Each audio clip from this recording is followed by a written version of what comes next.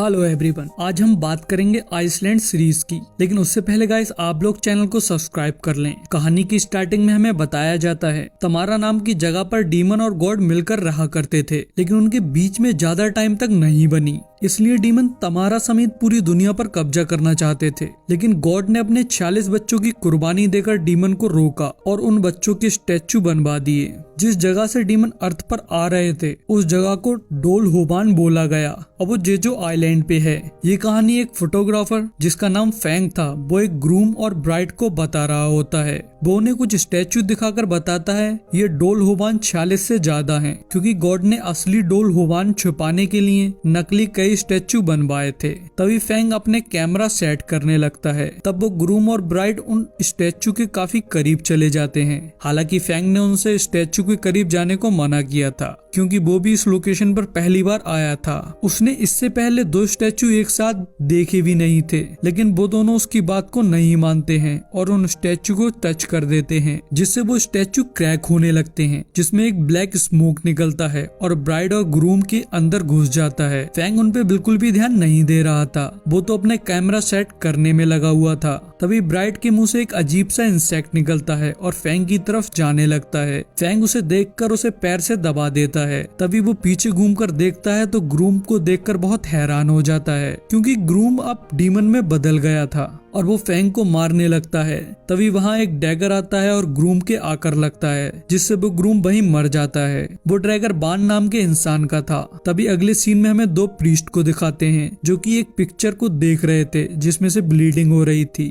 तो high priest कहता है जल्दी से युवान को बुला कर लाओ। तभी हमें युवान को दिखाते हैं जो कि हेडफोन लगाए हुए मस्ती में एक्सोरिज्म की प्रिपरेशन कर रहा था और बहुत ही शांत लग रहा था, जैसे कि उसके लिए ये रोज का काम हो। वहाँ एक लड़की थी जिसके ऊपर एक डीमन का कब्जा था। युवान उसके ऊपर एक्सोरिज्म करने जा ही रहा होता है कि वो प्रीस्ट वहाँ आ जाता है और उस लड़की को देखकर डर जाता है। तो युवान अपनी हेडफोन उसके लगा देता है जिससे वो शांत हो सके, और वो खुद उस लड़की के ऊपर होली वाटर डालकर उसे टॉर्चर करने लगता है। और एक्सोरिज्म कंप्लीट करने के बाद में युवान हाई प्रीस्ट से जाकर मिलता है और उससे पिक्चर की लड़की के बारे में पूछता है। हाई प्रीस्ट उसे बताते हैं अब से बहुत समय पहले जब बुरी शक्तियां अच्छी शक्तियों पे भारी पड़ रही थी, तब यही लड़की सेवियर बनकर आई थी, लेकिन वो अपना मिशन पूरा नहीं कर पाई थी। उससे पहले ही वो मर गई थी। जिस आदमी ने उसे मारा था वो अभी भी जिंदा है और जेजो आइलैंड पे रहता है। और साथ ही वो बताते हैं डीमन फिर से हमला करने वाले हैं, तो इसलिए हमें उस आदमी को रोकना होगा, क्योंकि अब से कुछ टाइम पहले उस लड़की ने फिर से जन्म लिया था। उसे अपने पिछले जन्म के बारे में कुछ भी याद नहीं है और हमने तब से ही उस पे नजर रखी है। अभी तक हम उसे बचाते हुए आए हैं, लेकिन अब खतरा बढ़ गया है, इसलिए तुम वहाँ जाओ और उस सेवियर को प्रोटेक्ट करो। तभी अगले सीन में हमें मीहो को दिखाते हैं। वो सेवियर थी और इस जन्म में वो देहान ग्रुप की बारिश थी। उनकी कंपनी की हालत अभी ठीक नहीं थी, इसलिए मीडिया उससे काफी उल्टे सीधे सवाल पूछ रही थी, लेकिन वो काफी कॉन्फिडेंट के साथ उन सबको संभाल लेती है। अगले सीन में हमें मीहो को डिनर करते हुए दिखाते हैं, जहाँ पर उसका सेक्रेटरी और उसके पापा के सेक्रेटरी मिस्टर चैंग थे। मीहो मिस्टर चैंग के काफी करीब थी, क्योंकि वो उनके साथ में बचपन से थे और उन्होंने हमेशा से मीहो का बहुत अच्छा ख्याल रखा था। लेकिन अब वो रिटायर होकर जेजो आइलैंड पर जाकर रहना चाहते थे। अपने रिटायरमेंट के बारे में मीहो को बताते हैं तो उससे मीहो खुश नहीं होती है और उनसे वहीं रुकने को कह रही होती है। तभी वहाँ पर मीहो की आंट आ जाती हैं। वो मीहो को नीचा दिखाने की कोशिश करती हैं और कहती हैं कंपनी की ओनर मैं हूँ, इसलिए तुम्हें मेरी इजाजत लिए बिना मीडिया के सामने कुछ भी बोलना नहीं चाहिए। तो मीहो उनसे कहती है मेरे और मेरे पापा के शेयर मिलाकर आपसे ज्यादा हैं, इसलिए हम उसके ओनर हैं और मैं जो चाहूँ वो बोल सकती हूँ। तो उसकी आंट उससे कहती है ये तुम्हें भारी पड़ने वाला है, लेकिन मीहो को उनकी बात से कोई भी फर्क नहीं पड़ता है। वो अपने सेक्रेटरी के साथ में वहाँ से निकल जाती है, जहाँ रास्ते में एक कार बहुत गलत तरीके से ओवरटेक करके उनकी कार के आगे आ जाती है। तो सेक्रेटरी उन लोगों से भिड़ जाता है, लेकिन वो लोग उल्टा सेक्रेटरी को परेशान करने लगते हैं। तभी मीहो बाहर आती है और उनसे प्यार से कहती है बात को खत्म करो और यहाँ से चले जाओ, लेकिन वो लोग थोड़ा ओवर हो जाते हैं, इसलिए मीहो उनमें से एक को बहुत आसानी से गिरा देती है क्योंकि वो थोड़ी बहुत मार्शल आर्ट जानती थी। लेकिन उनमें से दूसरा वाला उसकी वीडियो बना लेता है जो कि अगले दिन वायरल हो जाती है। तो पता लगता है ये सब मीहो की आंट ने करवाया था, जिससे मीहो और उसके पापा की इमेज काफी खराब होती है। उसके डैड भी उससे काफी ज्यादा नाराज हो जाते हैं। मीहो उन्हें समझाने की कोशिश करती है ये सब उसकी आंट की चाल है, लेकिन मीहो के फादर उसकी बात को नहीं मानते हैं और कहते हैं तुम्हें सबसे अपोलोजाइज करना होगा।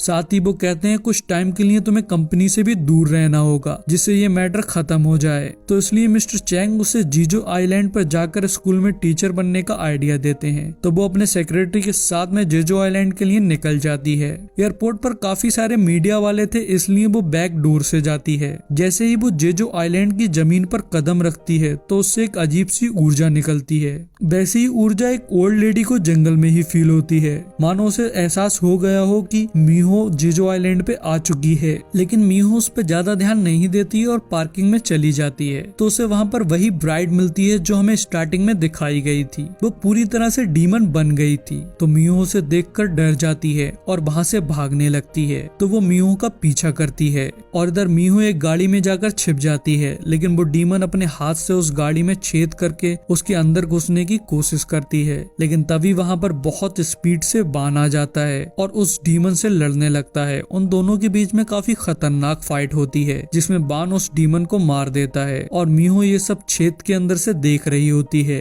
तभी बान उस गाड़ी के दरवाजे को खोलता है तो वो मीहो को देखकर हैरान हो जाता है और फिर मीहो के अंदर से फिर से वही ऊर्जा रिलीज होती है जिससे वो बेहोश हो जाती है। जब मीहो को होश आता है तो मीहो के सेक्रेटरी और चैंग उसे बताते हैं वो उन्हें बेहोश मिली थी। तो वो उन दोनों से उस आदमी के बारे में पूछती है, लेकिन वो बताते हैं वहाँ कोई नहीं था। इधर बान उस ओल्ड लेडी के पास जाता है जिसे मीहो के आने का एहसास हुआ था। उस ओल्ड लेडी का नाम बेनजोंग था। बेनजोंग बान से कहती है वो शायद अवेकन नहीं है, नहीं तो वो तुम्हें पहचान लेती। बान उसे बताता है मीहो पे लस्ट डीमन ने अटैक किया था। तभी हमें बहुत साल पहले का सीन दिखाते हैं जहाँ जेजो आइलैंड पे एक गांव में लस्ट डीमन ने गांव के सारे लोगों को मार दिया था। सिर्फ एक बच्चा बचा था जो कि कोई और नहीं बान था। कुछ लोग उसे उठाकर मोंग के पास ले गए जो कि बान को एक डीमन हंटर बनाना चाहता था, लेकिन बांगजोंग उस मोंग को रोकने की कोशिश करती है क्योंकि जब बच्चों को डीमन हंटर में कन्वर्ट किया जाता था तो ज्यादातर बच्चे सरवाइव नहीं कर पाते थे।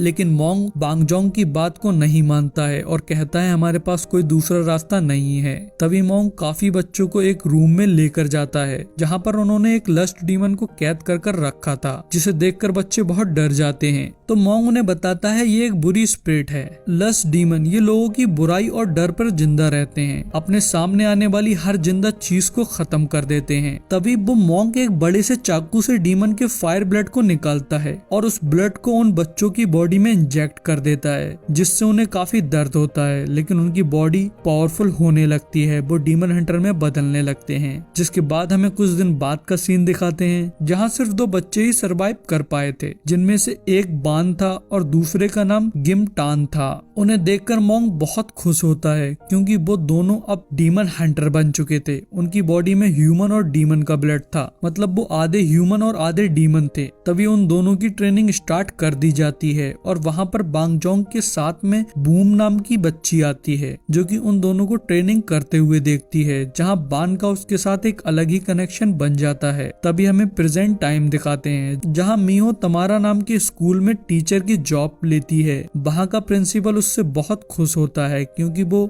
जानता था मीहो कितनी अमीर है, लेकिन स्कूल का स्टाफ मीहो को बिल्कुल भी पसंद नहीं करता है। सुजेन नाम की टीचर मीहो के पास आकर कहती है मैं तुम्हें बिल्कुल भी पसंद नहीं करती हूँ, और तभी अचानक से वो हंसते हुए गले लगने लगती हैं। तब पता लगता है वो दोनों बचपन की दोस्त हैं और उन्होंने बचपन में स्टडी साथ में ही करी थी। तभी स्कूल खत्म होने के बाद में मीहू अपने सेक्रेटरी के साथ में जा रही होती है, जहां उसे न्यूज मिलती है उसकी आंटी को कल्चरल फाउंडेशन का चेयरमैन बना दिया गया है, जो कि मीहू की पोस्ट थी। अपने पिता से बात करने पर उसे और भी निराशा मिलती है, क्योंकि वो कह रहे होते हैं मीहो की आंटी उससे ज्यादा केपेबल हैं। तभी रास्ते में ही मीहो के पास में उसके इन्वेस्टिगेटर की कॉल आती है और उसे पता लगता है जिस आदमी को उसने मारा था और उसकी वीडियो वायरल हो गई थी, उस आदमी को मीहो के सेक्रेटरी ने ही हायर किया था। मीहो को बहुत गुस्सा आता है, वो वहीं कार रुकवा देती है और थोड़ा इमोशनल भी हो जाती है और सेक्रेटरी से कहती है मैंने तुम्हें अपना समझा था, मैंने तुम पे भरोसा किया था, लेकिन तुमने तो मेरे ही पीठ में छुरा भोंक दिया। तभी सेक्रेटरी बताता है वो तो स्टार्टिंग से ही उसकी आंटी के साथ है। वो उससे कहता है तुम्हें इस कंपनी में रहने के लिए बहुत कुछ सहना पड़ेगा। तो मीहो को गुस्सा आ जाता है और वो उस आदमी की तरह सेक्रेटरी को भी फेंक देती है और कार भी वहीं छोड़कर पैदल जाने लगती है। तो सेक्रेटरी को भी उसके लिए बुरा लग रहा था, तो वो वहीं बैठकर अफसोस करने लगता है। तभी वहाँ एक डीमन स्पिरिट आती है और सेक्रेटरी के अंदर घुस जाती है। इधर मीहो चैंग को कॉल कर सब कुछ बताकर अपनी लोकेशन भेजने लगती है कि अचानक से सेक्रेटरी उसके सामने आ जाता है। तो वो उससे पूछती है तुम ये क्या कर रहे हो? तो सेक्रेटरी कहता है मैं तुम्हें यहाँ से जाने नहीं दूंगा। तभी वो डीमन में ट्रांसफॉर्म होने लगता है। तो मीहो उसके लात मारकर जंगल में भागने लगती है और एक पेड़ के पीछे जाकर छिप जाती है। तो वो उसे वहाँ आकर पकड़ लेता है और उसका गला दबाने लगता है कि तभी वहाँ पर बान आ जाता है और सेक्रेटरी का हाथ काट देता है और यहीं इस पार्ट का एंड हो जाता है।